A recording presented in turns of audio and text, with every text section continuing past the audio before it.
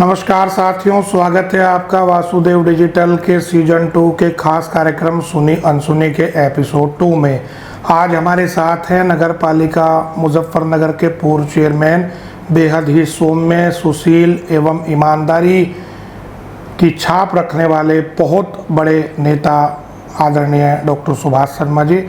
Doctor साहब, आपका स्वागत है हमारे कार्यक्रम सुनी अनसुनी में। धन्यवाद अनुज जी। डॉक्टर साहब, जनपद के बहुत चुनिंदा नेता ऐसे हैं जो अपनी ईमानदारी के कारण जाने जाते हैं। ईमानदारी के कारण आप आज भी जनपद की राजनीति में अपना स्थान बनाए हुए हैं।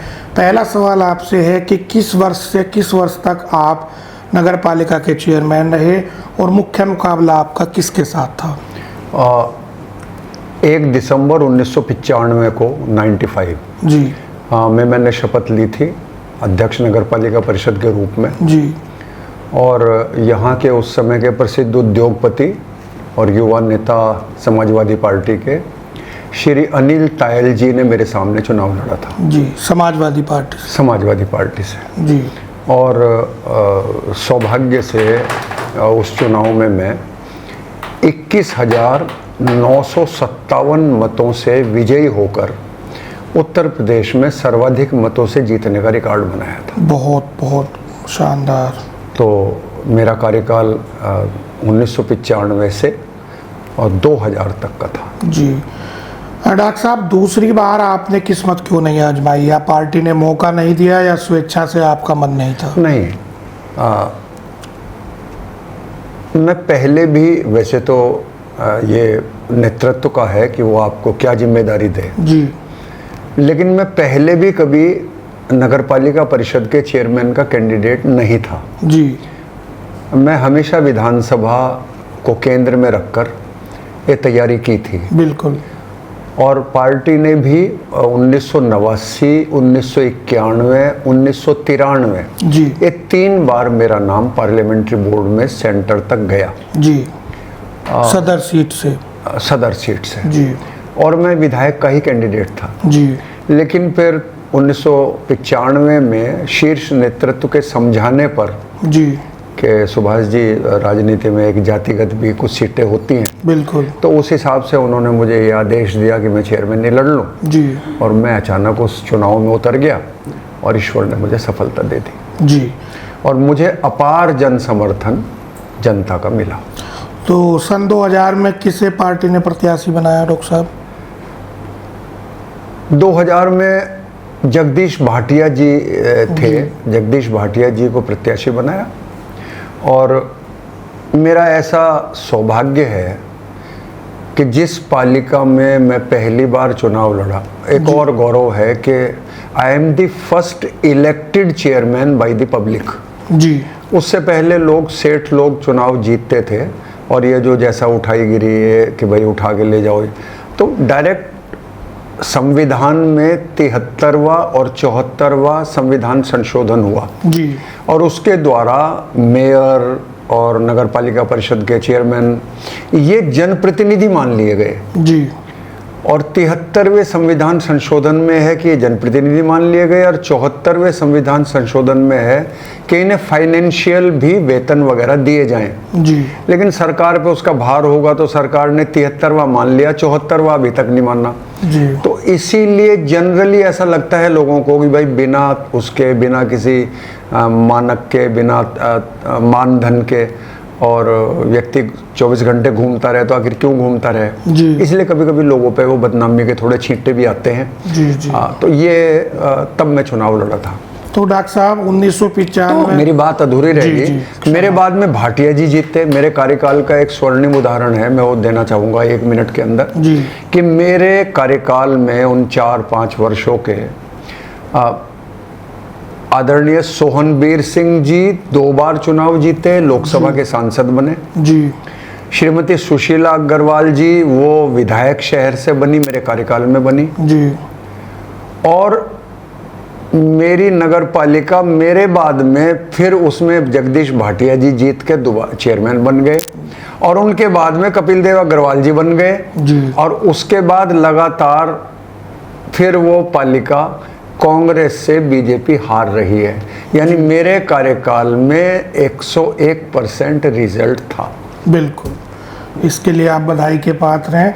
तो डॉक्टर साहब, ये आपके ही बताए हुए बात से एक सवाल उभर रहा है कि 1995 से पहले क्या सभासद चेयरमैन चुनते थे या जनता सीधे वोट डालती थी? नहीं, पहले सभासद चेयरमैन चुनते थे। अच्छा। और वो पहले सैर करते थे, कहीं बाहर घूमते थे 15 दिन एक साथ, जैसे जिला पंचायत वगैरह में है। लेकिन ये डायरेक्ट जो जनता के द्वारा चुना हुआ, वो मुझे गौरव है कि मैं पहला व्यक्ति हूं कि जिसे जनता ने चुना। तो डॉक्टर साहब, सबसे बड़ी उपलब्धि आपके कार्यकाल की क्या रही? वैसे तो आपने मेरे कार्यकाल बताई दी हैं। मेरे कार्यकाल की उपलब्धि ये है, उस समय जब मैं चेयरमैन बना, क्योंकि आपने बात केवल नगर पालिका पे केंद्रित कर दी, बिल्कुल, तो मुझे 4,93,00,000 जी और 93 ही रुपए जी के कर्जे में ये नगर पालिका मिली थी। जी। यानी जिस पे मैंने हस्ताक्षर किए थे फाइनेंशियल रिपोर्ट पर जब मैंने शपथ, वो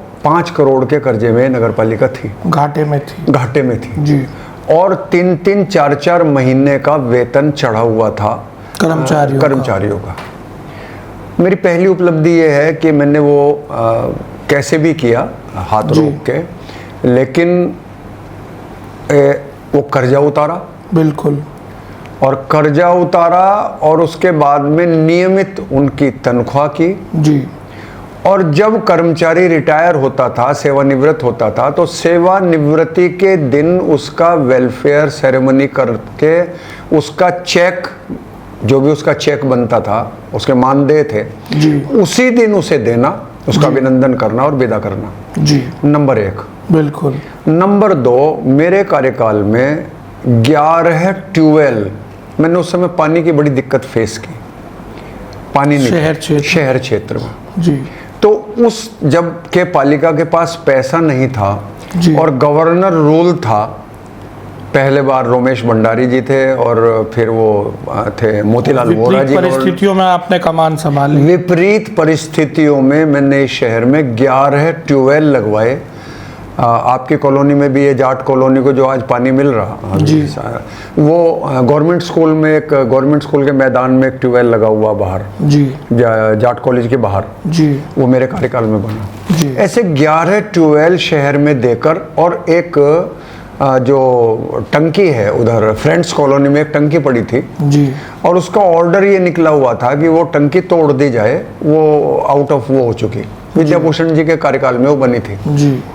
लेकिन मैंने शासन से प्रार्थना की, शासन से निवेदन किया, और एक चीफ टाउन प्लानर सौभाग्य से यहीं के थे, कहीं मुजफ्फरनगर के आसपास के जिनजाने के, उनसे जब मेरा परिचय हुआ तो उन्होंने मुझे वहाँ से कुछ पैसा सैंक्शन किया जी। और वो टंकी को मैंने रेनोवेशन कराया उसका मात्र 4 या 5 लाख रुपए में जी। और वो टंकी आज 30,000 लोगों को फ्रेंड्स कॉलोनी में, गंगारामपुरे में, रामपुरी में, आनंदपुरी में वो टंकी पानी उपलब्ध करा रही जी। और मेरी तीसरी उपलब्धि ये है कि कंपनी बाग में एक अभी बहुत बड़ी पानी की टंकी लगी है, वो वर्ल्ड बैंक से है जी। उसे भी मैं ही लाया था, मेरे कार्यकाल में नहीं बनी, मेरे कार्यकाल के बाद बनी।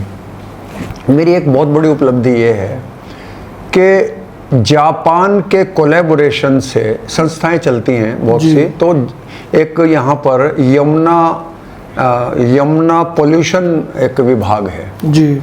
यमुना पोल्यूशन का उस समय नगर पालिका परिषद का अध्यक्ष ये एक्स ऑफिशियो चेयरमैन होता था जी। तो मैंने उनसे प्रार्थना की तो उन्होंने मुझे शहर के गंदे पानी को हिंडन नदी में साफ पानी होके जाए, छन के जाए, उन्होंने 3 गंदे कुएं, उन्हें बोलते तो गंदा कुआं है जी। एक शहर के शमशान घाट के पीछे बना है जी। एक नदी रोड पे काली नदी के पुल के पास बना है जी। और एक तीसरा उसका टैंक जो खाला पार में एक उसका बड़ा एक पोल्यूशन का है जी। ये 3 मेरे कार्यकाल में बने, जिन्हें आज मेंटेनेंस करनी भी जो है आज की नगर पालिका के लिए मुश्किल हो रही जी। तो ये बहुत बड़ी उपलब्धियां हैं कि जब पैसा नहीं था, जब विपरीत परिस्थितियां थी, सरकार बसपा की थी, ये सारे काम उस समय कराए गए जी। डॉक्टर साहब, आप मुजफ्फरनगर भाजपा के सबसे अनुभवी नेता हैं, तो आपको नगर पालिका क्षेत्र तक सीमित करना कहीं ना कहीं बेमानी होगी। अगला मेरा सवाल है, जनपद के राजनीतिक गलियारों में ये चर्चा रहती है कि जिस समय सोनवीर बालियान को टिकट दिया गया, उस समय पार्टी सुधीर बालियान जी को टिकट देना चाह रही थी, लेकिन सुधीर बालियान जी ने चुनाव लड़ने से इनकार कर दिया। तो इस पूरे घटनाक्रम की में क्या सच्चाई है और इसके बारे में आप हमारे दर्शकों को जानकारी दें। बात बहुत पुरानी होगी जी, और उस पर इस समय ज़्यादा टिप्पणी करना ठीक नहीं रहने का। नहीं, जो भी सूक्ष्म शब्दों में आप बता सकते हैं। अब मैं इसमें उससे मैं इतना जुड़ा हूँ, उस प्रसंग से मैं इतना जुड़ा हुआ हूँ जी कि सुधीर बालियान जी, चौधरी चतर सिंह जी एक थे, स्वर्गीय चौधरी चतर सिंह जी थे जी, जानसठ के पास गांव है जी, वो वहाँ के थे जी, बड़े किसान थे, बड़े नेता थे, खतौली गन्ना समिति के चेयरमैन थे जी, बड़े दबंग व्यक्ति थे जी, सुधीर बालियान जी उन्हें लेके गए थे टिकट के लिए। जी, बागपत में एक रैली करने के बाद में बाबूजी यानी बाबू कल्याण सिंह जी, पूर्व मुख्यमंत्री जी, वो रैली के बाद में रात को नौचंदी से मेरठ से सवार हुए लखनऊ के लिए और मैं चेयरमैन था जी, और मुझे जाना था, मेरी अगले दिन मीटिंग थी राज्यपाल महोदय के साथ, मुझे भी उसी ट्रेन से उसी बोगी में जाना था जी, और उसमें बहुत सारे लोग मुजफ्फरनगर के थे जी, और रात को 11 बजे के बाद बाबू कल्याण सिंह जी ने मेरे से कहा कि सुभाष वो टिफिन खोल लो जो लक्ष्मीकांत वाजपेयी अभी दे के गए थे मेरठ। जी, टिफिन माने भोजन, बिल्कुल, घर का बना हुआ भोजन। मैंने वो टिफिन खोला, उन्होंने भोजन किया और उन्होंने मुझे अपने पास बैठा लिया जी, उन्होंने कहा अच्छा अब आप ये बताओ फटाफट कि यहाँ से सांसदी का टिकट किसे देना चाहिए। जी, मैंने कहा जी मैं बहुत छोटा कार्यकर्ता हूँ। उन्होंने कहा नहीं, आप महामंत्री रहे, आप जिला महामंत्री रहे, आप चेयरमैन हो, बिल्कुल, आप बहुत पुराने कार्यकर्ता हो, आप नाम बताओ। तो मैंने कहा आपकी सरकार में आपकी कैबिनेट का विश्वस्त व्यक्ति, ईमानदार व्यक्ति सुधीर बालियान है जी, और अगर आप सुधीर बालियान को टिकट देंगे तो निश्चित रूप से सुधीर जी ये सीट निकाल लेंगे, ये मैं विश्वास पूर्वक कह सकता हूँ। जी, तो मैंने कहा बाबूजी अब आपके नहीं। उन्होंने कहा कि नहीं, आप भी इसमें से खाना लो। मैंने भी उसमें से 2 चपाती खाई बिल्कुल, और और फिर उन्होंने कहा कि अभी आप मुझे 9 की 9 सीट पर 3-3 नाम बताओ विधानसभा के। और इतना बड़ा व्यक्ति, कितना धरती से जुड़ा नेता, बिल्कुल, उन्होंने एक छोटी सी डायरी निकाल ली और पेन निकाला और कहा कि आवाज़ दी किसी को, कोई थे, कोई शैडो थे, कोई थे, वो आए, बोले जो सुभाष जी कह रहे हैं नोट करो। और मैंने 9 की 9 सीटों पर उन्हें नाम बताए, 3-3 नाम आपने सुझाव दिए। मैंने सुझाव दिए जी, और आपको ये आज ये बात अतिशयोक्ति हो सकती है, self praise gets no recommendation, कि अपने मुंह में या बिट्ठू बनना अच्छा नहीं है, लेकिन उनमें से शायद 7 टिकट वो थे 9 में से कि जो मेरे से डिस्कशन आपने लिख कर दिए हुए थे, लिख के दिए थे। जी, वो संगठन का था, उन्होंने कहीं डिस्कशन किया होगा, उन्होंने नाम रखे होंगे, उन्होंने सर्वे कराए होंगे जी। लेकिन धरती से जुड़े हुए वो व्यक्ति थे और धरती से जुड़ा हुआ मैं कार्यकर्ता था। तो सुधीर बालियान जी का टिकट इस तरह से अनाउंस हुआ था, लेकिन सुधीर बालियान जी रास्ते में वापस आते हुए चौधरी चतर सिंह जी से इतने डर गए कि उन्होंने मेरठ आते आते वो टिकट उन्होंने दैनिक जागरण में प्रेस कर ली और दैनिक जागरण के उससे कह दिया कि भाई मैं तो ये टिकट वापस कर रहा जी। और उनका दुर्भाग्य उसी दिन से शुरू हो गया कि वो टिकट उनका वापस करना था और उन्हें आज तक उसके बाद कुछ नहीं मिला। और मुझे इतना कष्ट हुआ अंदर से, क्योंकि वे मेरे परम मित्र थे, आज भी हैं और वो निश्चित रूप से बहुत बढ़िया व्यक्ति है जी, बहुत ईमानदार, बेहद बेबाक हैं, बेबाक। पारिवारिक पृष्ठभूमि बहुत सुंदर, बिल्कुल। लेकिन उन्होंने वो टिकट वापस किया और जैसा उनका भाग्य था तो दुर्भाग्य था कि उन्होंने वो टिकट वापस किया और उसके बाद वो नेपथ्य में चले गए। ये वो कहानी है। लेकिन डॉक्टर साहब चतर सिंह जी का क्या इसमें रोल था, क्योंकि उन्हें तो टिकट नहीं चाहिए था? नहीं, चतर सिंह जी को टिकट अच्छा, चाहिए। दावेदार थे। दावेदार, पक्के बड़े वाले दावेदार थे। अच्छा, लेकिन उन्हें भी नहीं मिला? मैं भी साथ गया एक बार। अच्छा। मेरे से पूछा गया उनके बारे में, जो भी मैंने राय दी होगी उस तो समय। फिर सोनवीर सिंह जी का नाम कैसे आया? नहीं, सोहनवीर सिंह जी का नाम तो फिर वे स्वर्ग में चली गई। मालती जी बहुत बड़ी नेता थी हमारी। जी। मालती जी का बड़ा अपना एक वो था। हो रहा था मालती जी उस समय। सोहनवीर सिंह जी को लेके गई। अच्छा। और वो अचानक ये था कि लास्ट डेट आने वाली थी, जी। तो सोहनवीर सिंह जी का टिकट हो गया। जी। और सोहनवीर सिंह जी 2 बार बने, 1.5 साल, चूंकि उस समय सरकारें 1.5 साल में बिल्कुल, गिरी, बिल्कुल। तो वो 2 बार सोहनवीर सिंह जी बने। और दुर्भाग्य से जब 5 साल का कार्यकाल सरकार ने पूरा किया तो वो उस चुनाव में हार गए। वो हार गए। तो सोनवीर जी के चुनाव से पहले डॉक्टर साहब चलते हैं 1991 के चुनाव में लोकसभा के नरेश बालियान जी, जो सिसोली के रहने वाले थे, उन्हें टिकट मिला। बहुत ही डाउन टू अर्थ थे, जमीनी व्यक्ति थे, लेकिन उनकी कोई खास पहचान जनपद में नहीं थी। कार्यकर्ताओं के बीच में वो लोकप्रिय नहीं थे, जाना पहचाना चेहरा नहीं थे। तो किस आधार पर पार्टी ने राम लहर के अंतर्गत नरेश बालियान जी को चुना? आप मेरे से भारतीय जनता पार्टी का इतिहास पूछ रहे हैं और बहुत पीछे जा रहे हैं। मुझे पता नहीं आज के दर्शक इसे पसंद करेंगे नहीं, निश्चित रूप कि से नहीं करेंगे। आपके अनुभवों का भारतीय जनता पार्टी हमेशा अपने कार्यकर्ता को, जी,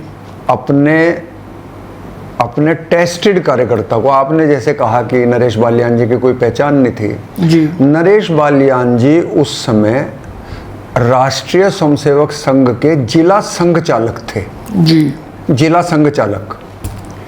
और बसेड़ा इंटर कॉलेज में, स्वामी कल्याण देव इंटर कॉलेज बसेड़ा के वो प्रधानाचार्य थे, प्रिंसिपल थे। जी।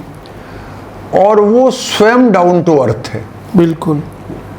परिवार बढ़िया था, उन्होंने अपने बच्चों को शिक्षा दी। उनका बच्चा इनकम टैक्स कमिश्नर था। जी।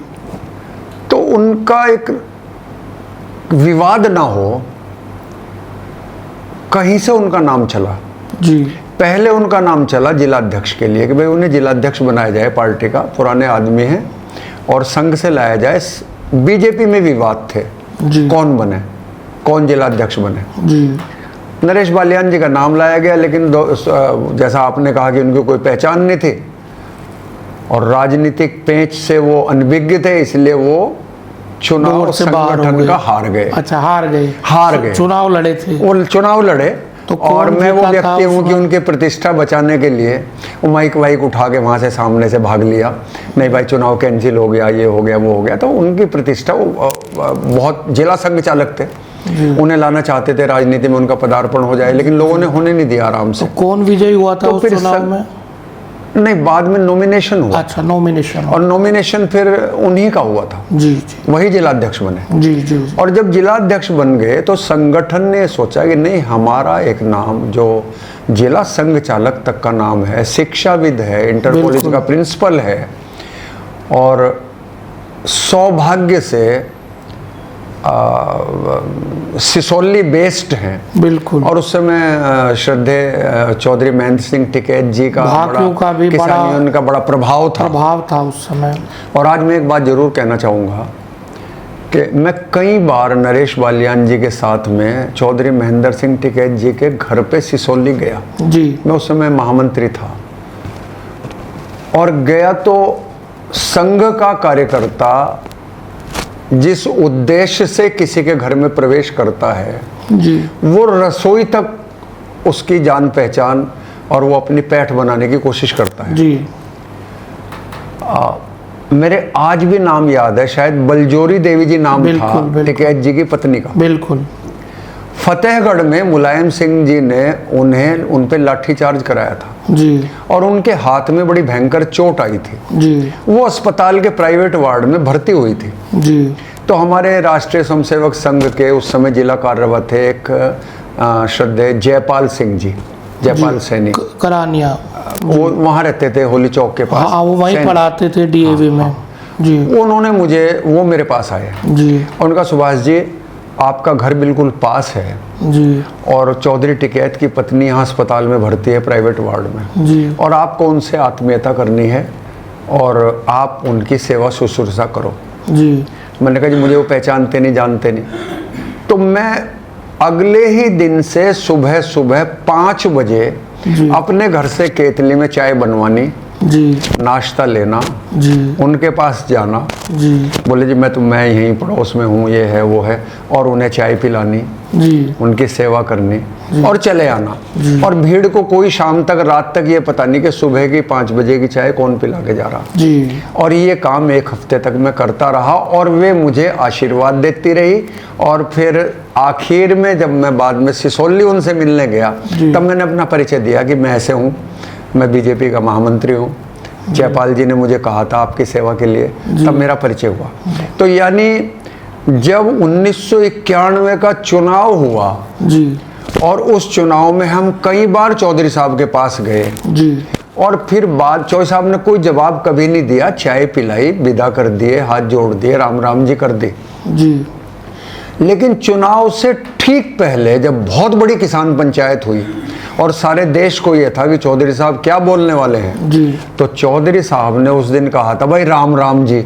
जी। राम राम जी माने, राम राम जी माने राम मंदिर वाले, राम वाले और नरेश बालियान जी यानी बीजेपी और सारा समाज, जाट समाज या किसान समाज, ये नरेश बालियान जी को हमने 1.5 लाख वोट से जिता दिया था और सौभाग्य से उस चुनाव का प्रभारी भी मैं ही था। बहुत बढ़िया। उनका, नरेश बालियान जी के चुनाव का मैं लोकसभा प्रभारी, बहुत कम उम्र में मैं लोकसभा प्रभारी बन गया था जी। और वो जीत ऐसी विजय हुई कि पूछो ना। तो और मैं किस्सा आज भी सुनाया जाता है कि राम का नाम लेकर, कि राम का नाम, तो चौधरी साहब ने जो राम राम जी करी माइक से बहुत जोर की, भाई राम राम जी, और बस कह के वो एक संदेश चला गया। एक संदेश चला गया। बिल्कुल। उस संदेश को पहुंचाने वाले लोग एक जयपाल जी, स्वर्गीय जयपाल जी हैं जी, ये मैं हूं जी, ये नरेश बालियान जी हैं। जी। इन 3 का ये परिश्रम है, सबका है। लेकिन जब बात चल रही है और आप इतिहास पूछ रहे तो इतिहास ये है। डॉक्टर साहब, मैं एक बार सिसोली गया था, नरेश बालियान जी के परिवार से मिला, तो उनका अंतिम समय काफ़ी एकाकी में भी था। हाँ, बहुत एक ऐसे व्यक्ति जो इंटर कॉलेज के प्रिंसिपल रहे हों, राष्ट्रीय स्वयंसेवक संघ में बड़े पदों पर रहे हों, मेंबर ऑफ पार्लियामेंट रहे हों, तो ऐसा क्या कारण आप मानते हैं कि वो अपने अंतिम समय में बिल्कुल अकेले असहाय हो गए थे? वो इसलिए हो रहे थे कि वो उनका पारिवारिक मसला है वैसे जी, और उस पर मेरा बोलना उचित भी नहीं बिल्कुल है, आपकी बात लेकिन सही वो है। कहीं ना कहीं उसे कंट्रोल नहीं कर पाए। जी, यहाँ एक आनंद भवन करके, आनंद भवन में एक अंदर यहाँ के पुराने उनकी कोठी थी जी, और नरेश बालियान जी के पास रहने के लिए, निवास के लिए यहाँ कोई जगह नहीं थी। जी, और मैं भी इस बात का दोषी हूँ। मैं हूँ एक, और भी लोग संगठन के थे जी। हमने डीएम से कहा कि नरेश बालियान जी के लिए कोई इंतजाम कर दिया जाए। उन्होंने वो मकान अलॉट करा लिया जी, और अलॉट करा लिया तो हमें ये था कि कार्यकाल थोड़े बहुत दिन रहेंगे, इतने अपना इंतजाम कहीं हो जाएगा इनका, बिल्कुल सही और ये बात वहाँ है। रहने लगेंगे। जी, लेकिन वो फिर मकान अलॉट हो गया तो फिर वो खाली नहीं किया, और खाली नहीं हुआ, फिर उस पर झगड़े झंझट शुरू हुए जी, और फिर उनकी बात उनके बच्चों ने मानी नहीं। जी, तो कहीं ना कहीं वो मकान उनकी सांसदी ले बैठा जी, और उनकी प्रतिष्ठा को भी ले बैठा। जी, और मुझे एक बहुत बड़ा किस्सा याद है कि एक बार वो 96 से पहले, 96 में जी। मैं चेयरमैन बन गया था। जी, नरेश बालियान जी मेरे चुनाव में मेरे प्रस्तावक थे। जी, वो अटल जी के पास टिकट के लिए गए, दोबारा टिकट के लिए, जी, और किन्हीं चौधरी साहब के द्वारा गए। कोई दिल्ली के बड़े चौधरी साहब थे, वो अटल जी के मित्र थे। जी, और गए तो वहाँ बातचीत हुई, बहुत देर वाजपेयी हुई, जी से। जलपान हुआ, वाजपेयी जी ने सब सुना और वाजपेयी जी चौधरी साहब से ही बात करते रहे। और जब चलने लगे और ये बात टिकट की आने वाली थी जी तो अटल जी ने कहा कि आप जिस बगीचे के फूल हैं जी खुशबू वहां से आनी चाहिए, आप मेरी लाइन पे ध्यान देना। बिल्कुल बिल्कुल। आज ना नरेश बालियान जी हैं, आज ना अटल जी हैं और ना वो चौधरी साहब हैं जो साथ गए थे, जी लेकिन उन्होंने ये कहा कि जिस बगीचे का फूल है उस बगीचे से खुशबू आनी चाहिए, यानी मुजफ्फरनगर से आपकी खुशबू आनी चाहिए थी बिल्कुल। टिकट के लिए। एक संकेत वहां एक से आना संकेत मात्र में इतने बड़े आदमी ने एक ऐसी बात कह दी। चाहिए। और सांकेतिक भाषा का वाजपेयी जी इस्तेमाल करते थे और मुस्कुराते हुए कह दी बिल्कुल। और नमस्कार, अंदर चले गए। ये उनका एकाकीपन का कारण था। जी। अगला सवाल है डॉक्टर साहब आपसे, अटल बिहारी वाजपेयी और लाल कृष्ण आडवाणी जी की भाजपा अब नरेंद्र मोदी जी और अमित शाह जी की भाजपा हो गई है, तो दोनों भाजपा में आप कितना अंतर महसूस करते हैं, या फिर आपको लगता है कि कोई अंतर पार्टी की शैली में, कार्यशैली में, काम करने के तरीके में नहीं आया है? नहीं, ऐसा है, आज आधुनिक युग है जी। और विश्व वो एक वोट से सरकार का गिर जाना और आज कई कई राज्यों में खरीद फरोख्त करके सरकार बना लेना, ऐसा है। आपने खरीद फरोख्त कह दी, खरीद फरोख्त को तो मैं नहीं स्वीकार करता जी। लेकिन मैं ये स्वीकार करता हूँ कि वो श्रद्धेय अटल जी और आडवाणी जी का जो युग था जी वो बहुत नैतिकता का युग था जी, कि आप परिश्रम करो और परिश्रम करो, धैर्य से काम करो जी समाज की सेवा करो जी और आप ऊपर आओ। जी। 1991 में हमने 4 विधानसभा जीत ली, उत्तर प्रदेश, हिमाचल प्रदेश, राजस्थान और मध्य प्रदेश। लेकिन वो जो विवादित ढांचा ढहा और उसके 1 साल राष्ट्रपति शासन लगता रहा और उसके बाद जनता उसे भी भूल गई और चारों स्टेट में हम हार गए। उत्तर प्रदेश में मुलायम सिंह आ गए। तो आज का जो युग है, जिस युग में निकलकर मोदी जी और अमित शाह आए हैं,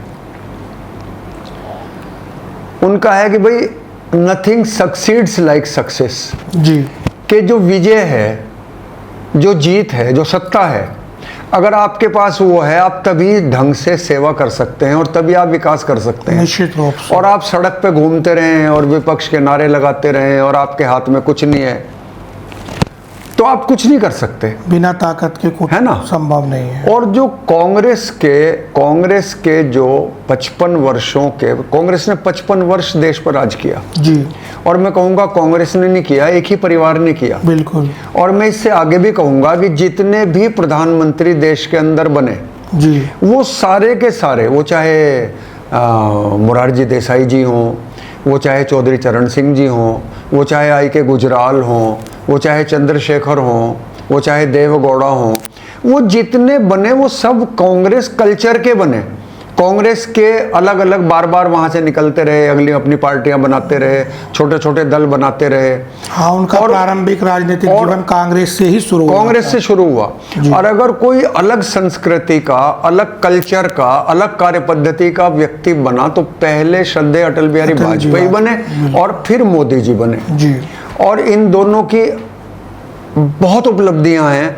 जैसे अटल जी की जो सबसे बड़ी उपलब्धि है, वो उपलब्धि है कि परमाणु संपन्न देश भारत को बनाना। बिल्कुल। वरना पहले केवल 6 कंट्रीज थे, जो अमेरिका था, फ्रांस था, इंग्लैंड था, जर्मनी था और रशिया। ये 5 देश थे जो परमाणु संपन्न देश थे। इतनी विनम्र छवि होने के और इतनी विनम्र बोल्ड फैसला और इतना बोल्डनेस कि अमेरिका ने धमकी दी, अमेरिका ने बाइकाट किया, प्रतिबंध लगाए, लेकिन अटल जी ने पोखरण विस्फोट करके सारी दुनिया को संदेश दे दिया कि ये भारत किसी के सामने झुकने वाला देश नहीं है जी। उन्होंने एक बात कही और उन्होंने दूसरी बात एक बार जब कही, जब ये कारगिल की लड़ाई हुई तो अमेरिका के प्रेसिडेंट का बिल क्लिंटन का फ़ोन आया कि वो वहाँ के जो वो हैं जनरल साहब यहाँ आ चुके हैं और आप भी आ जाओ संधि के लिए बात परवेज कर। मुशर्रफ। अटल जी ने मना कर दिया।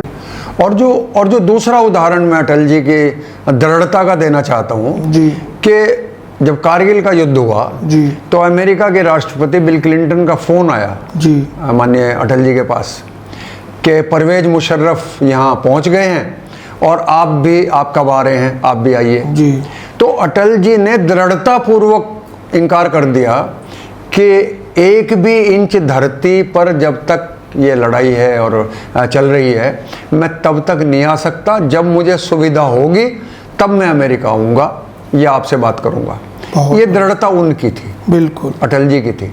और मेरा ऐसा मानना है, विचारक और पार्टी का पुराना व्यक्ति होने के नाते, कि अटल जी अगर 10 वर्ष पहले कहीं प्रधानमंत्री बने होते, यानी अपनी आयु में 10 वर्ष पहले अगर देश के प्रधानमंत्री बने होते तो शायद अटल जी मोदी जी से भी अच्छे प्रधानमंत्री साबित होते। निश्चित रूप से उनकी आयु उस समय जब वो बने तो 82 या 83 वर्ष थी। बिल्कुल। तो उम्र का एक दबाव मेरा व्यक्तिगत पार्टी का पुराना कार्यकर्ता के नाते मेरा ये मानना है, उनका विजन इतना बड़ा था। और अब रही बात मोदी जी की, मोदी जी का विजन विकास के प्रति इतना बड़ा है कि मैं छोटे छोटे 2-3 उदाहरण देकर आपको एक अपनी बात, जैसे आपने अटल टनल के बारे में सुना होगा। बिल्कुल।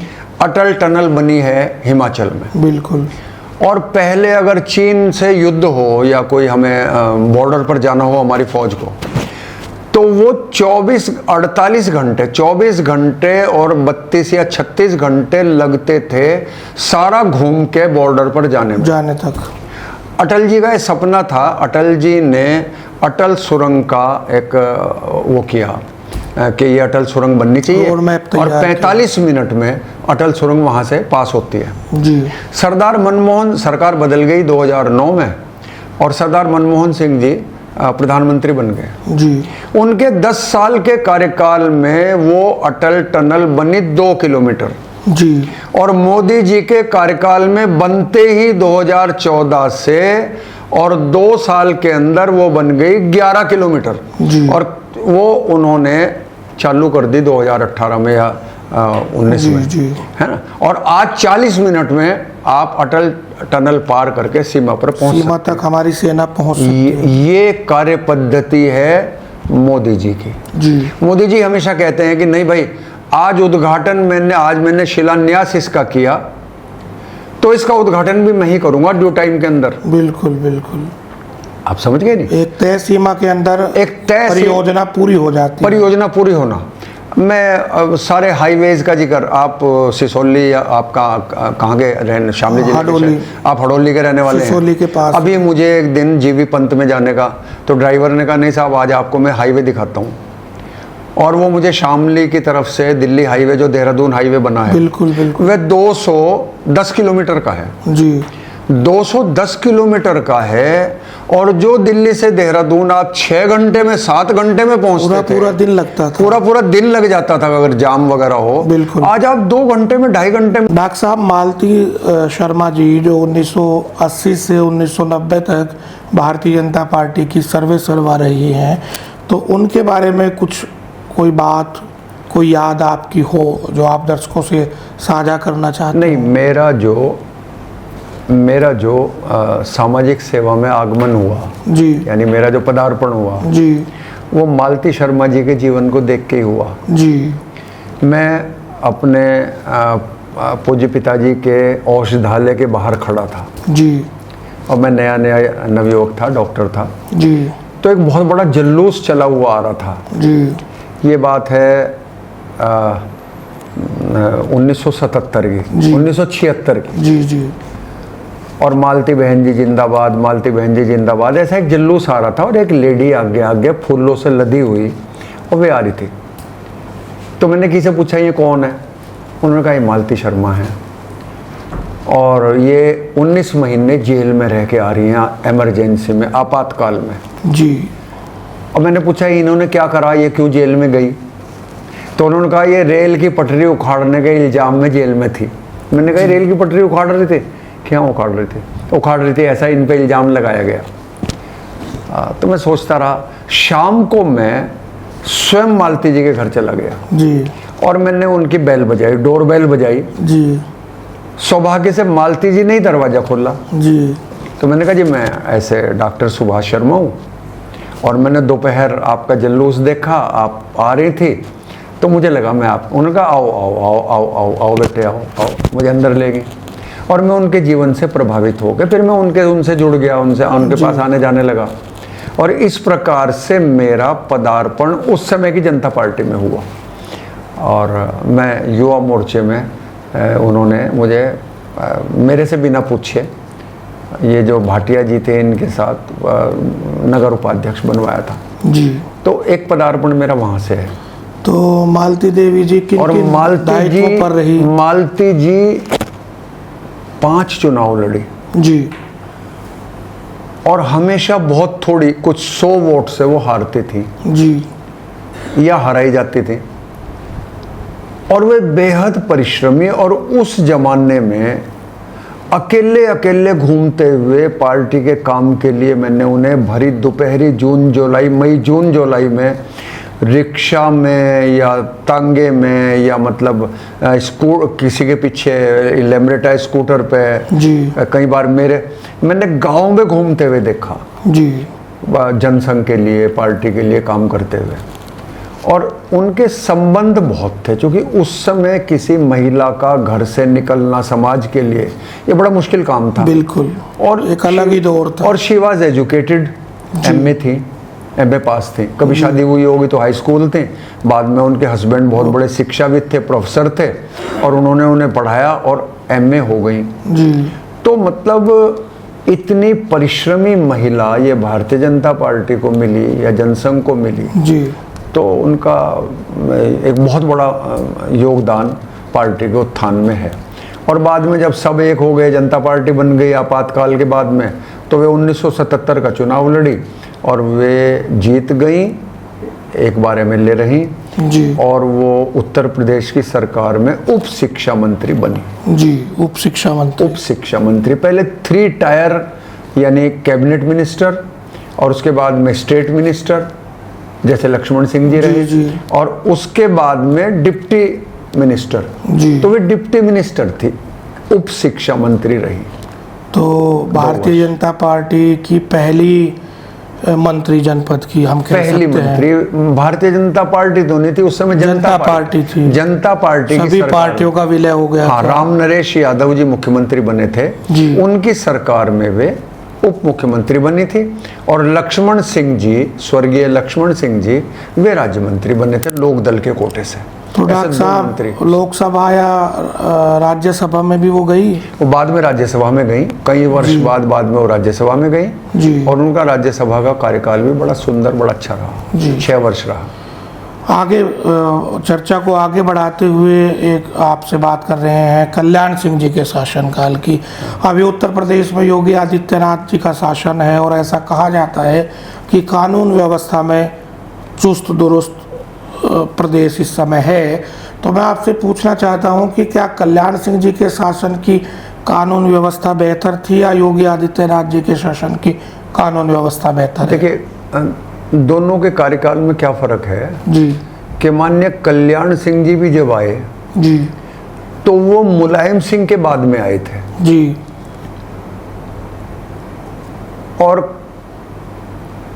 उस समय कानून व्यवस्था बहुत खराब थी। हाँ, और जिस क्षेत्र में हम हैं इस क्षेत्र में दिन दहाड़े अपहरण होते थे जी, फिरौती ली जाती थी बिल्कुल, और गैंगवार चलती थी, राजनीतिक हत्याएं बहुत होती थी, राजनीतिक घटनाएं थी, राजनीति का अपराधीकरण हो गया था और अपराधियों का राजनीतिकरण हो गया था। उस समय बहुत सारे ऐसे अपराधी थे कि जो उनके कार्यकाल में विधायक बने। बिल्कुल। तो उसके बाद कल्याण सिंह जी आए थे जी। और कल्याण सिंह जी ने जब शपथ ली तो उन्होंने शपथ लेने के बाद ही ये कहा था कि या तो अपराधी यह प्रदेश छोड़कर चले जाएं जी, और या अपराधी पकड़कर जेल में डाल दिए जाएं जी, और अगर ये दोनों काम नहीं हो रहे तो फिर वो अपराधी ऊपर भेज दिए जाएं जी, यानी उन्हें निपटा दिया जाए, एनकाउंटर कर दिया जाए। और वो उसी कार्यकाल में नकल विरोधी अध्यादेश भी लाया गया। राजनाथ सिंह जी जो राजनाथ सिंह जी उस समय शिक्षा मंत्री बने थे, और सौभाग्य से मुझे माननीय राजनाथ सिंह जी के नेतृत्व में युवा मोर्चे में काम करने का मौका लगा है जी। तो वो नकल विरोधी अध्यादेश लाए थे, जिसे बाहर के देशों ने भी बहुत पसंद किया और अपनाया जी। तो कल्याण सिंह जी के कार्यकाल की उपलब्धि कानून व्यवस्था में बहुत बड़ी है जी। अब आप फर्क तुलना उसकी कर रहे हैं जी। तो कल्याण सिंह जी के बाद में फिर मुलायम सिंह जी बने, फिर मायावती बनी, फिर अखिलेश यादव बने, फिर वो मुलायम, ऐसे कई बार के बाद में ये कानून व्यवस्था, ये योगी जी बने 2017 के अंदर जी। तो बस फर्क इतना है कि कल्याण सिंह जी धरती से जुड़े हुए नेता थे जी। और कार्यकर्ताओं को पहचानते थे जी। संगठन में काम किया था, संगठन में भारतीय जनता पार्टी के प्रदेश अध्यक्ष भी रहे थे। अच्छा। विधानसभा के विधानमंडल दल के नेता भी रहे थे जी। विपक्ष के नेता भी रहे थे जी। मुख्यमंत्री भी बने तो वो ये जानते थे कि ये सुभाष शर्मा है जी। ये सोहनवीर सिंह है जी। ये लक्ष्मीकांत वाजपेयी है जी। आप समझ गए नहीं जी। जी। जी। ये अमित अग्रवाल है जी। लेकिन योगी जी सीधे गोरखपुर मठ से निकलकर वहां के गोरखपुर के सांसद थे बिल्कुल और मुख्यमंत्री बन गए एक सीमित उनका दायरा सीमित था। उनका दायरा था गोरखपुर का बिल्कुल और वो मुख्यमंत्री बन गए जी।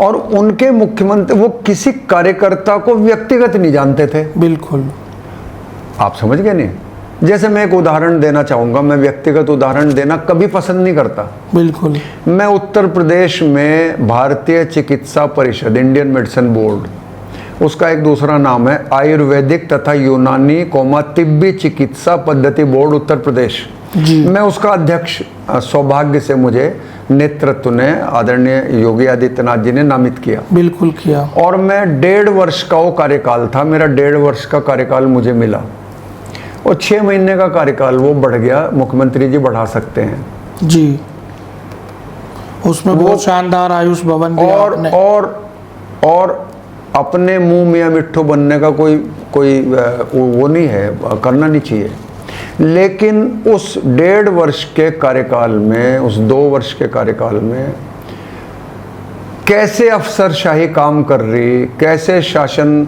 आपकी किस तरह से अधिकारी काम कर रहे हैं ये मैंने बहुत नज़दीक से देखा नज़दीक से अपने बोर्ड में भी देखा और दूसरे में भी देखा और उन सब हर्डल्स के बावजूद भी मैं वहाँ पर आयुर्वेद भवन का शिलान्यास कराया भूमि पूजन कराया और आज वह आयुर्वेद भवन लखनऊ के अंदर खड़ा हो गया बहुत शानदार भवन वो बन गया मुझे गर्व है मुझे अपनी उस उपलब्धि पे गर्व है बिल्कुल और मुझे दुख ये है कि उन्हीं योगी आदित्यनाथ जी ने बजाय उसके कि मेरा नॉमिनेशन मेरा दोबारा होता जबकि संगठन ने मेरी फाइल बार 2 बार भेजी जी लेकिन वो आज तक नहीं हुआ बोर्ड भी खाली पड़ा 7 वर्ष से 6 वर्ष से भाई आपने चूंकि वो कार्यकर्ता को व्यक्तिगत रूप से नहीं जानते बिल्कुल उन्हें नहीं जानकारी उन्हें ये जानकारी कि सुभाष जी कैसे रहे जैसा किसी ने कान भर दिया जैसा किसी ने उल्टी सीधी शिकायतें कर दी और उनके जो इर्द गिर्द अधिकारी हैं उन्होंने आपका संज्ञान ले दिया और आपने वो फाइल नहीं करी अगर वो व्यक्तिगत संगठन में काम किए होते तो मेरी फाइल सबसे पहले हो जानी चाहिए थी इस प्रकार का मैं कार्यकर्ता बीजेपी का हूँ बिल्कुल है तो आप ना मेरे अनुभव का लाभ ले रहे ना आप मेरी आयु का लाभ ले रहे ना मेरे ब्राह्मण चेहरे का पश्चिम में लाभ ले रहे और जिसमें बोर्ड खाली पड़ा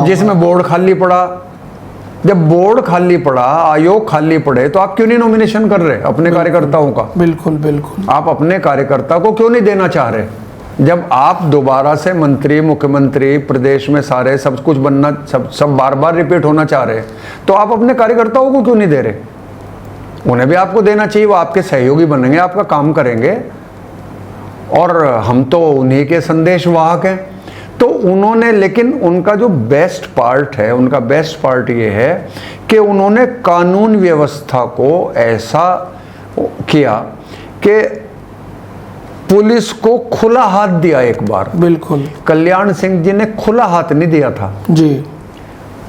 जातियां हो सकती हैं, लेकिन आज पुलिस अति कर रही। जी। आज पुलिस अति कर रही। रात में साइकिल पे अगर आप कोई आ रहा और उसे आपने उठा लिया और उसका घुटना 3 दिन उसे कहीं थाने में रखा और उसे आपने घुटना फोड़ दिया और उसके बाद उस पर इनाम घोषित हुआ, तो आप अपराधियों को मारो। कानून व्यवस्था के लिए मुख्यमंत्री जी आप पे विश्वास कर रहे हैं। आप बात बात में चौराहे चौराहे कह रहे कि जाओ मुख्यमंत्री से कह दो।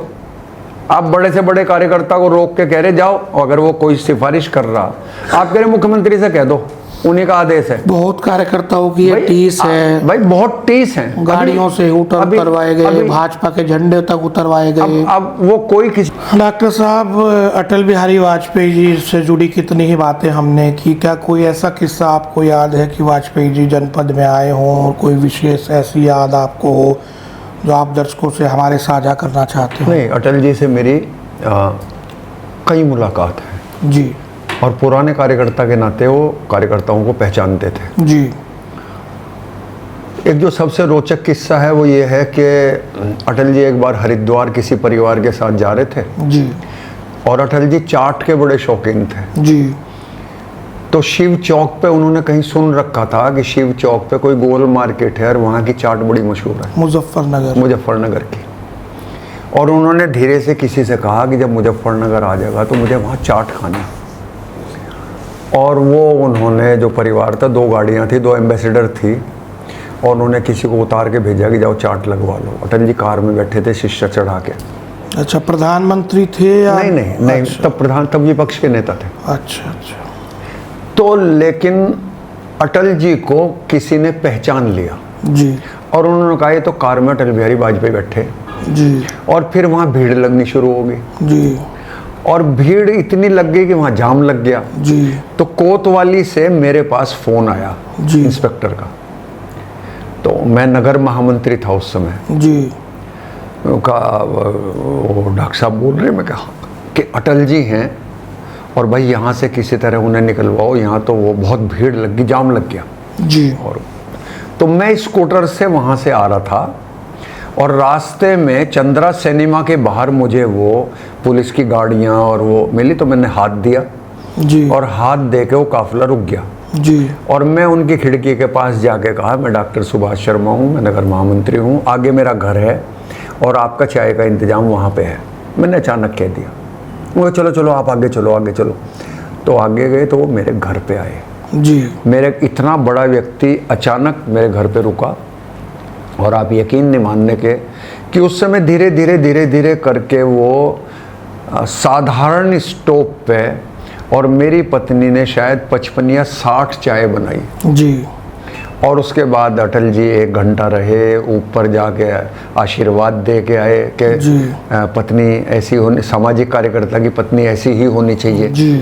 तो अटल जी का ये कि चाट खाने का दिलचस्प किस्सा है। उसकी बड़ी चर्चा उस समय हुई है, अगले दिन अखबारों में निकला जी जी। फिर 2 बार मैंने, एक बार अटल जी की जनसभा का, बड़ी जनसभा का मैंने संचालन किया जी। और अटल जी रात में यहीं रुके थे मुजफ्फरनगर में। और एक बड़ा मशहूर किस्सा है कि यहाँ की सड़कों में गड्ढे हैं या गड्ढों में सड़क है जी। वो उस लोगों ने गलत इंटरप्रेट कर लिया था मेरी नगर पालिका से जोड़ के जी। उन्होंने उसे सहारनपुर से आते हुए रास्ते में जो सड़क थी जी, खास तौर से देवबंद के आसपास जी जी, उन्होंने उस संदर्भ में कहा था जी। मेरी नगर पालिका का कोई संदर्भ ना था, ना उन्हें पता था, ना सड़कों में यहाँ गड्ढे थे जी। लेकिन वो एक उनकी बहुत बड़ी सभा थी और उसका संचालन भी मैंने किया था।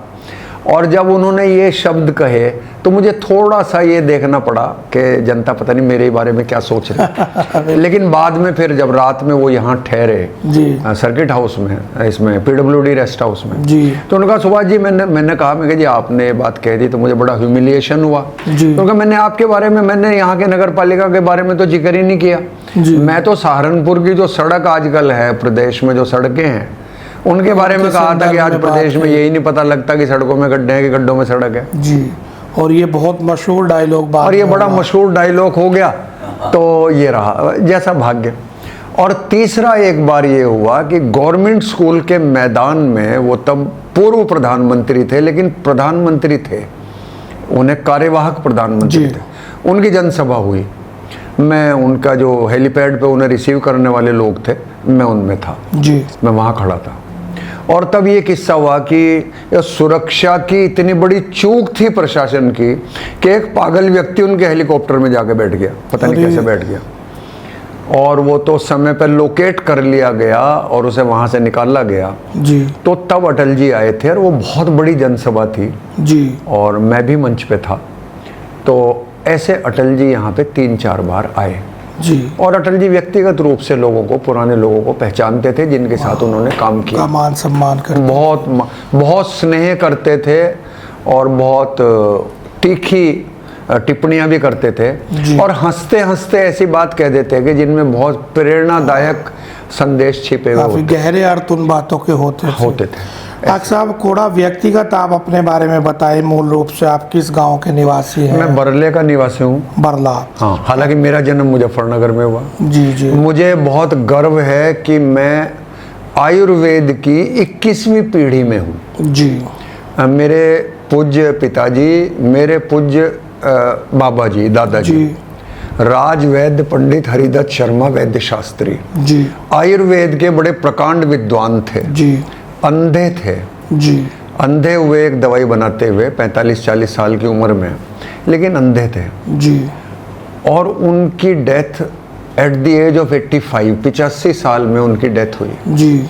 उतना बड़ा आयुर्वेद का विद्वान मैंने कोई अभी तक मेरी नज़र में नहीं आया जी। अंधे थे लेकिन आवाज से पहचानते थे जी। नब्ज देखकर मरीज को उसका रोग बताते थे जी।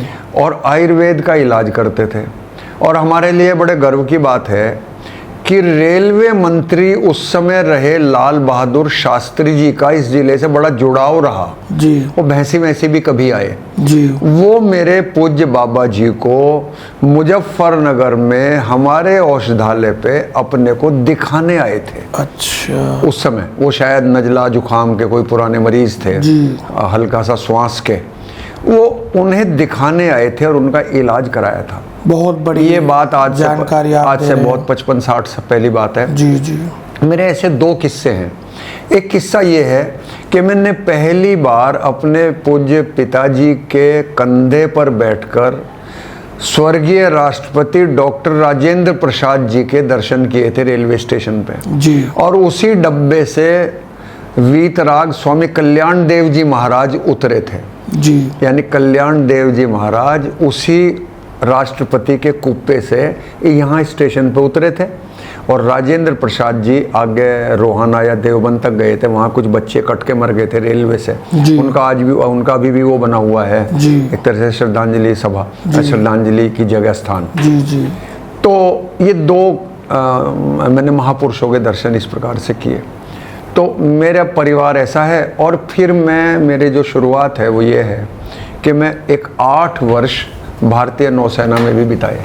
बहुत बढ़िया। और उस समय कोई गाइडेंस नहीं थी, सोल्जर बोर्ड में भर्ती हो रही थी, मैं इंटर का छात्र था जी। और मैं जाके उस भर्ती में खड़ा हो गया। मैंने पूछा भर्ती कहाँ की, उन्होंने कहा पानी के जहाज की। और मैं चला गया और जब मैं भर्ती हो के चला गया तो मुझे ये पता लगा कि मैं तो नौसेना में नौसैनिक बन के आ गया जी। तो मेरी प्रबल इच्छा थी कि मैं इंटर करूं। मैंने वहाँ से प्राइवेट इंटर किया जी। और फिर मैं शॉर्ट सर्विस कमीशन उस समय था, चूँकि 1962 में, मैंने 1963 में हाई स्कूल किया था जी। 1962 में चीन ने भारत पर आक्रमण किया था जी। तो जो उस समय का युवा था उसके अंदर एक अलग से जोश था सेना में जाने का। बिल्कुल। और उससे हम भी प्रभावित थे जी। और जब सेना गुजरती थी तो युवा खड़े होकर सलाम ये करना, अपना जय हिंद करना और ये सैल्यूट मारना और बिल्कुल उन्हें चाय पिलानी। और ये तो उस समय मैं नौसेना में भर्ती हो गया। लेकिन मेरा बड़ा गौरव ये है, मुझे बहुत सौभाग्य प्राप्त है कि देश के अंदर जो पहली पनडुब्बी आई, सबमरीन आई जी, वो रशिया से आई। जी। और उसे ले जाने के लिए हमेशा जब पनडुब्बी समुद्र में चलती है तो उसके साथ में एक जहाज उसका गार्ड बनकर चलता है, जी। Fighter ship. जी। मैं उस फाइटर शिप पर था और मैं उस बैच में था कि जो पनडुब्बी को लेने रशिया गया था। जी। और उस समय मैंने मॉरिशस और दक्षिणी ईस्ट पूर्वी Africa, cape of good hope, Germany, France और इंग्लैंड, इंग्लिश चैनल और बहुत सारे ऐसे कंट्री, स्पेन, बेल्जियम, फ्रांस और रशिया, ये सारे वो 1 साल का बढ़िया टूर था। तब मैं नौसेना में रहा जी। और नौसेना से मैं इसलिए आ गया कि शॉर्ट सर्विस कमीशन में मैं आ नहीं सका मेडिकल ग्राउंड्स पे, और मैं ऑलरेडी सर्विस में था। तो फिर मैं 8 साल बाद आ गया था और आने के बाद में मैंने आयुर्वेदाचार्य किया, जो आज BAMS है, उस समय आयुर्वेदाचार्य था। मैंने दिल्ली से वो किया और फिर प्रैक्टिस शुरू की। और इस उम्र में भी आप प्रैक्टिस करते हैं? मैं अभी भी, मेरा जरिया प्रैक्टिस ही है। जी। थोड़ी है क्योंकि बीच में मैं 5 साल चेयरमैन रहा तो मेरी प्रैक्टिस टूट गई। जी। फिर मैंने जमाई, फिर मैं होल टाइमर सा ही कार्यकर्ता रहा पिछले अनेकों वर्षों से, और पार्टी भी लगातार मुझे जिम्मेदारी देती गई। यानी मैं छोटे से एक होम गार्ड कह लो, वहाँ से लेके और DGP तक आया। तो मैं संगठन में, युवा मोर्चे में, नगर की टीम में, जिले की टीम में, प्रदेश की टीम में, मैं अभी भी 3 बार से प्रदेश कार्यकारिणी का सदस्य हूँ। जी। और पश्चिमी उत्तर प्रदेश के अंदर मैं अकेला ऐसा कार्यकर्ता हूँ कि जो अपने जीवन में शायद 8 बार या 9 बार विधानसभा या लोकसभा का प्रभारी रह चुका, विभिन्न लोकसभाओं का। जी। जैसे लोकसभा बिजनौर बड़ी का, उपलब्धि है। जैसे मैं लोकसभा बिजनौर का 2009 में प्रभारी रहा, जब संजय चौहान जीते। जी। जीत गई। मैं सहारनपुर विधानसभा का 2006 में प्रभारी रहा। 14 साल बाद राघव लखनपाल जी जीते, 14 साल बाद सीट आई। मैंने वहाँ 2 साल परिश्रम किया। जी। बागपत का चुनाव अधिकारी रहा। बड़े बड़े दिग्गज वहाँ से चुनाव छोड़ के आ गए कि यहाँ ये चुनाव कराना बड़ा मुश्किल काम है। मैं वहाँ आराम से चुनाव कराया और संगठन का गठन कराया। मैं बदायूं का जिला चुनाव अधिकारी रहा, तो बदायूं का जिला चुनाव अधिकारी रहा, संगठन का आराम से चुनाव हो गया। यानी पार्टी ने बहुत मौके संगठन में दिए और संगठन का बहुत काम मैंने किया। और 2 बार पार्टी ने मौका दिया, मैं नगर पालिका परिषद का चेयरमैन रहा, मैं आयुष बोर्ड का चेयरमैन रहा। मेरी उपलब्धियां भी हैं, लेकिन इस आयु में आके कई बार ऐसा लगता है कि अगर हम जातियों को तोड़कर जी और कार्यकर्ता आधारित लोगों को आगे बढ़ाएं। आज बसपा से आ रहे लोग मंत्री बन के बैठ गए हमारे यहाँ, आज सपा से आए लोग मंत्री बन के बैठ गए हमारे यहाँ। आज जो हमें बता रहे बात वो दूसरे दलों के हैं, उन्हें खुद पता नहीं कि संगठन की रीति नीति क्या है, और उन्हें हमें सुनना पड़ रहा बैठ के सामने। तो इसलिए तो ठीक है कि पार्टी का विस्तार होना चाहिए, विस्तार होना चाहिए, इसलिए सबको लाना चाहिए, लेकिन उन्हें परिश्रम का मौका मिलना चाहिए। पहले सीधे सीधे नेतृत्व नहीं दे दिया जाना चाहिए। हाँ, तो आज कहना चाहिए। हाँ, तो ये जो है इससे थोड़ा सा, और मेरी एक बात और आपके माध्यम से मैं ये कह सकता हूँ इस समय कि मेरे ख्याल से मेरे जैसे कार्यकर्ता ये लाखों होंगे कि जो अभी इस आयु में भी बहुत अनुभव लिए हुए हैं जी, और पार्टी को लाभ पहुंचा सकते हैं। निश्चित रूप से। तो केवल इसलिए कि हम युवा को जरूर आगे लाना चाहिए। अगर गंगा जी बहती रहेंगी तभी पानी साफ रहेगा। निश्चित रूप, युवा निश्चित रूप से आए, तो लेकिन पार्टी के पुराने कार्यकर्ता का, अनुभवी कार्यकर्ता का सम्मान हो, उसकी सलाह मानी जाए, उसे उचित स्थान दिया जाए, पार्टी तभी आगे बढ़ेगी। तो कितनी आयु में आप प्रवेश कर चुके हैं डॉक्टर साहब? मैं इस समय 77वें साल में हूँ। 77। हाँ, और जब माननीय मोदी जी भी शायद 76 या 77 के, माननीय राजनाथ सिंह जी भी 76 या 77 के हैं, तो और वो पार्टी को जिता रहे हैं। जब वो काम कर रहे हैं तो हम भी काम कर सकते हैं। बिल्कुल। तो परिवार में कौन कौन है डॉक्टर साहब? मेरे परिवार में 3 बालक हैं मेरे। जी। मेरे बालक हैं और बालक बड़े होनहार हैं। मेरा एक लड़का है, 2 लड़कियां हैं। जी। मेरी दोनों लड़कियां शहर में ही, मेरे तीनों बच्चे की शादियां मुजफ्फरनगर में हुई हैं। जी। मेरा सौभाग्य ये है कि मेरी पोती ने ऑल इंडिया नेट क्वालिफाई किया एसोसिएट प्रोफेसर के लिए, वो एलिजिबल थी, लेकिन उसकी शादी हो गई। मेरी दूसरी बिटिया की बिटिया एमडी कर रही, एमडी साइकेट्री कर रही गोरखपुर से, वो डॉक्टर हो गई।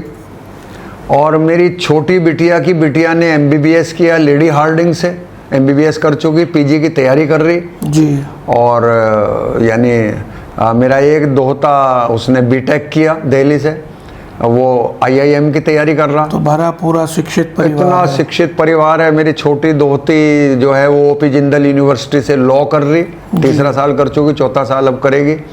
तो मैं बहुत प्रसन्न हूँ अपने जीवन से। जी। मैं हूँ, मेरी पत्नी है, तो सब बहुत अच्छा है। बहुत सुंदर। और समाज ने, मैं समाज का बड़ा कर्जदार हूँ। समाज ने बहुत यश दिया, बहुत सम्मान दिया, बहुत स्नेह दिया। तो ये डॉक्टर साहब, आपने अपने युवा काल में नारे लगाए, रामलला हम आएंगे, मंदिर वहीं बनाएंगे, कल्याण सिंह कल्याण करो, मंदिर का निर्माण करो। एक पीढ़ी आपकी खप गई राम मंदिर भव्य रूप में बने इसको लेकर। आज जहां अयोध्या से चंदा चोरी की खबरें आ रही हैं और चढ़ावे में हेरा फेरी के आरोप लग रहे हैं, तो कितनी पीड़ा आपको इस घटनाक्रम से हो रही है? देखो, ऐसा है अनुज जी, पिछले 1 घंटे में ये सवाल सबसे मार्मिक है और भावनात्मक है मेरे लिए। जी। इसलिए है कि 1983 में शायद इस पूरे साक्षात्कार का सबसे महत्वपूर्ण प्रश्न ये है। जी। 1983 में इसी मुजफ्फरनगर के गवर्नमेंट स्कूल के मैदान में जी। विराट हिंदू सम्मेलन हुआ था। जी। और उस समय आज के पूज्य विजय कौशल जी महाराज, जी। जो बड़े राम कथावाचक हैं, आज विश्व प्रसिद्ध कथावाचक, वो यहाँ के संघ के जिला प्रचारक थे, प्रतिनिधि थे। जी।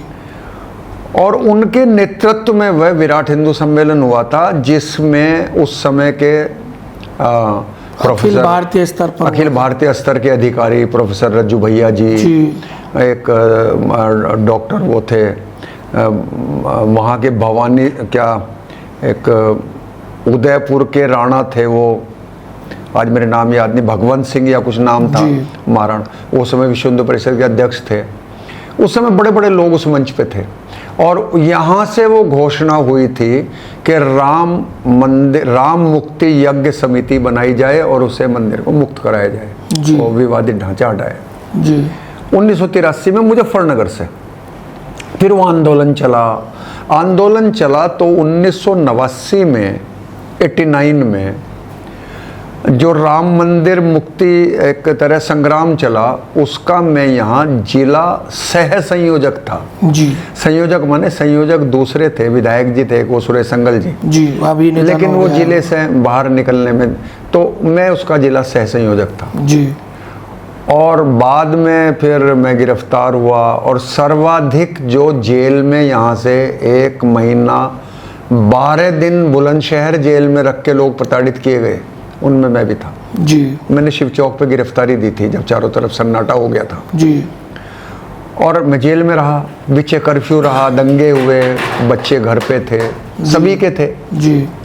फिर हम छूटे, राम मंदिर बना। मैं उस समय 5 बार अयोध्या गया। जी। सौभाग्य से ये सोहनवीर सिंह जी पूर्व सांसद, ये सुधीर बालियान जी पूर्व मंत्री, ये नरेश बालियान जी, ये सब उन बसों में हम इकट्ठे गए, मैं इन्हें लेके गया। जी। अयोध्या। जी। और मैंने माननीय कल्याण सिंह जी से सुधीर बालियान जी और सोहनवीर सिंह जी का परिचय कराया कि हमारे जिले के युवक हैं ये, जी। और इनका परिचय, ये बहुत अच्छे परिवारों के हैं, ये है वो है। जी। जी।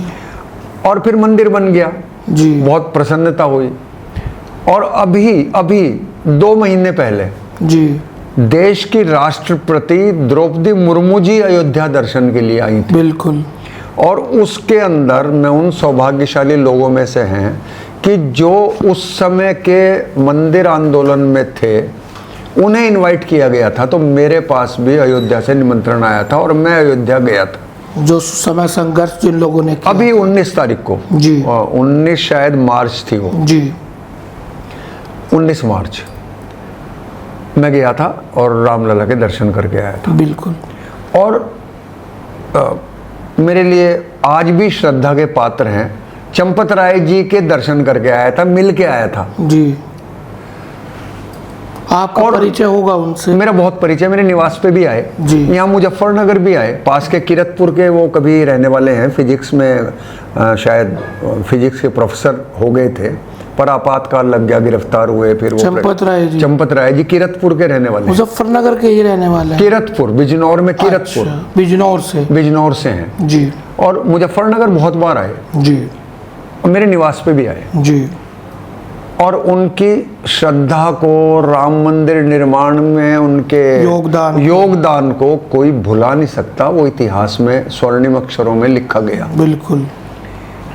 अब ये जो हुआ, ये जो खबरें आ रही हैं, ये खबरें बहुत पीड़ा देने वाली हैं जी। और मैं ऐसा मानता हूं इस आयु में कि शायद ये लापरवाही है, या ये अति विश्वास है जी, या ये अपने लोगों को वहां पे आप शामिल कर लो। भाई बेरोजगार है, ये मेरा भांजा है, ये मेरा भतीजा है, ये फलाना है, वो बहुत दिनों से कह रहा आपको सर्विस करनी, और आपने रख लिए, या ये मैनेजमेंट की कमी है, लेकिन और या ये संपूर्ण ट्रस्ट, आज जो नृपेंद्र मिश्रा जी उस ट्रस्ट के अध्यक्ष हैं जी, और आज वो खुल के बोल रहे हैं जी, और आरोप प्रत्यारोप भी थोड़ा बहुत उन्होंने भी लगाए हैं जी, तो क्या ट्रस्ट के अध्यक्ष के नाते उनकी भी जो है वो जिम्मेदारी नहीं थी क्या? निश्चित रूप से बनती है जिम्मेदारी। 500 साल क्या ट्रस्ट के नाते उन्हें नहीं इस्तीफा देना चाहिए क्या? कहीं ना कहीं कलंक लगा है। ये जो कलंक है ये पूरे ट्रस्ट पे कलंक है। बिल्कुल। या तो आपकी बैठक ठीक नहीं हो रही, या आपका सही तरह से आपका जो संचालन है वो ठीक नहीं हो रहा जी, या आपकी निगरानी ठीक नहीं है जी। आज सब एक दूसरे को बेईमान बताने लगे जी, तो या तो सारे बेईमान हैं या फिर लापरवाही है जी। मैं इसे ऐसा मानता हूं जी। लेकिन इसके कारण से चढ़ावा तो कम हो सकता है जी। प्रभु राम के दर्शन में कोई कमी नहीं है। बिल्कुल। लोग जा रहे श्रद्धा से दर्शन कर रहे भगवान राम के, राम भारत चढ़ावा कम कर दिया, राम तो भारत के हैं, राम तो भारत के आत्मा है। बिल्कुल। घर घर में बसे हैं। बिल्कुल। सुबह को उठो तो राम राम जी, गांव में जाओ तो राम राम जी, शाम को अगर आप किसी शव के पीछे जा रहे तो भी राम नाम सत्य है। किसान अपना हल लेकर चलता है तो किसान हल लेकर चलता है, राम राम जी। तो राम तो बसे हैं, धरती के कण कण में है, भारत के कण कण में है, हर एक की आत्मा में है जी। लेकिन जिन्होंने ये पाप किया है, ये पाप में उन्हें उसकी सजा मिलनी चाहिए, वो कोई भी कितना भी बड़ा आदमी हो। बिल्कुल सही बात है, मेरा ये कहना है। और मेरी अटूट आस्था राम में है और मेरी श्रद्धा आज भी चंपत राय जी में है। केवल ये है कि उन्हें अपनी स्थिति साफ कर देनी चाहिए थी, नंबर 1। नंबर 2, जैसे ही ये घटनाएं खुलनी शुरू हुई थी उन्हें तभी त्यागपत्र दे देना चाहिए था कि ये मेरा त्यागपत्र है, इसे ये जो ट्रस्ट है स्वीकार करे नहीं करे। जैसे अडवाणी जी पे एक बार आरोप लगा था, लाल कृष्ण अडवाणी जी हवाला कांड में आरोप लगा था। अडवाणी जी ने तुरंत इस्तीफा देकर कहा था कि मैं इस संविधान के मंदिर में तभी कदम रखूंगा जब जांच में सही पाया जाऊंगा। ये चंपत राय जी भी कर सकते थे पहले ही दिन, दूसरे दिन, तीसरे दिन कि ये मेरा त्यागपत्र है, इसे आप स्वीकार करें। मैं फिर इसे तब यहाँ पे मैं यही हूँ। आडवाणी जी का वो फैसला बड़ी नजीर देश में बना। आडवाणी जी का वो फैसला बड़ी नजीर उदाहरण आप दे रहे हैं। हाँ, तो बड़ी बात है, ये बड़ी बात है और वही चंपत राय जी दे सकते थे। और आज कोई भी उनकी प्रशंसा में कुछ, मैं भी प्रशंसा कर रहा, मैं आज भी उनका राम मंदिर निर्माण में जो उनका योगदान है वो कोई भुला नहीं सकता जी। वो तो लिखा गया। डॉक्टर साहब, आपको ईश्वर ने, प्रकृति ने भरपूर सामर्थ्य दिया, आपके संबंध प्रधानमंत्री, देश के मुख्यमंत्री से रहे, आपने अपने जीवन में लंबा संघर्ष किया, कड़ी तपस्या की, विभिन्न पदों पर आप रहे, तो क्या आपको इस बात का मलाल नहीं है कि तमाम उपलब्धियों के बाद भी आप उत्तर प्रदेश या देश की संसद में या विधानसभा में नहीं पहुंच पाए? इस पे ना तो मेरा कोई बोलना उचित है जी। कई बार आपको आगे बढ़ाने के लिए नंबर एक आपका भाग्य। जी। मैं बहुत आध्यात्मिक व्यक्ति हूँ जी। कई बार आपको बढ़ाने के लिए आपका कोई सशक्त गॉडफादर। जी। कई बार आपको बढ़ाने के लिए आपके जातिगत समीकरण। बिल्कुल। सौभाग्य से मैं यहाँ पैदा हुआ पश्चिम में और साधारण ब्राह्मण परिवार में पैदा हुआ। जी। और जितना मैंने अर्जित किया वो शायद मैंने कभी सोचा भी नहीं होगा। मैं तो फर्श पर पैदा हुआ और संगठन ने मुझे अर्श पे पहुंचा दिया। जी। लेकिन जब मैं ये देखता हूँ कि ऐसे बहुत सारे लोग विधायक बन गए, सांसद बन गए, मंत्री बन गए, जिन्हें कोई ना भाषण देने का पता है, ना उन्हें काम करने का पता है, ना उनका व्यक्तित्व है, ना उनका चरित्र है। बिल्कुल। और उन्हें पार्टी लगातार टिकट दिए जा रही, तो जरूर कहीं ना कहीं अपने अंदर हीनता का भाव लगता है कि हम में क्या कमी रह गई भाई। जी। हम में क्या कमी रह गई। जी। और आज जो जैसे ये यूजीसी अचानक आया। जी। और यूजीसी आया तो मुझे नहीं पता किसके इशारे पे आया। जी। और मुझे वो घटनाएं याद आई कि जब विश्वनाथ प्रताप सिंह जी के समय में मंडल आयोग लागू किया गया था। बिल्कुल। और देश के करीब 150 बच्चों ने, छात्र छात्राओं ने आत्महत्या कर ली थी, आत्मदाह किया। ये अच्छा हुआ कि शायद सरकार ने इसे वापस लिया या इसे ठंडे बस्ते में डाल दिया और वो आत्महत्याएं वगैरह दोबारा से करने से ये उग्र होता जा रहा था धीरे धीरे। इन 2-3 चीज़ों से मैं दुखी हूँ। यूजीसी लाने की कोई आवश्यकता इस समय नहीं थी। सारा देश प्रधानमंत्री जी के साथ है। बिल्कुल। ये सब चुनाव दिखा रहे। जी। दूसरी बात, ये युवाओं के लिए है। जी। मैं जनरली युवाओं से बात करता हूँ। जी। जितने युवा मैंने अपने जीवन में पार्टी से जोड़े, जी, उतने यहाँ शायद किसी दूसरे व्यक्ति ने जोड़े होंगे। जी। कि ये जो नीट यूजी हुआ, जी, और हम इतना बड़ा देश और हम सफलतापूर्वक उसकी परीक्षा नहीं करा पा रहे। कितना बड़ा तंत्र है, इतना बड़ा तंत्र, दमदार सरकार है। और हमने इस बार सेना को सौंप दिया कि सेना के हेलीकॉप्टर और सेना के जहाज लेके जाएंगे। जी। तो ये बहुत एक प्रकार से, मैं यहाँ फिर वही बात कहूँगा कि वैसे तो ये माननीय प्रधानमंत्री जी को वो देख रहे होंगे और सोच रहे होंगे और कुछ करने वाले भी होंगे। हो सकता है ईश्वर मेरी बात को आज ही सुन ले, मेरी वाणी को। जी। लेकिन उसके लिए जो जिम्मेदार हैं उन्हें कड़ी से कड़ी सजा मिलनी चाहिए और उन्हें हटा देना चाहिए। हजारों छात्रों के हितों से खिलवाड़। छात्र कितना इस समय निराश है, परेशान है, और इसके बारे में ज़रूर माननीय प्रधानमंत्री जी को ये सोचना चाहिए कि भाई क्या हो रहा। योगी जी ने बहुत किया। योगी जी ने, आप समझो कि बसें फ्री की उनके लिए। बिल्कुल। योगी जी ने बसों में उन्हें फ्री टिकट दिए, उन्हें फ्री आने जाने के लिए कि भाई जो ये पेपर देने गए उनके लिए, और बड़ा इंतजाम किया। तो आज हमारे साथ थे भारतीय जनता पार्टी मुजफ्फरनगर ही नहीं, पश्चिम उत्तर प्रदेश के दिग्गज एवं सर्वाधिक अनुभव नेता डॉक्टर सुभाष शर्मा जी। बहुत बेबाकी से उन्होंने हमारे सभी सवालों का जवाब दिया। अगले एपिसोड में फिर किसी नए मेहमान के साथ मिलते हैं, तब तक के लिए नमस्कार। नमस्कार।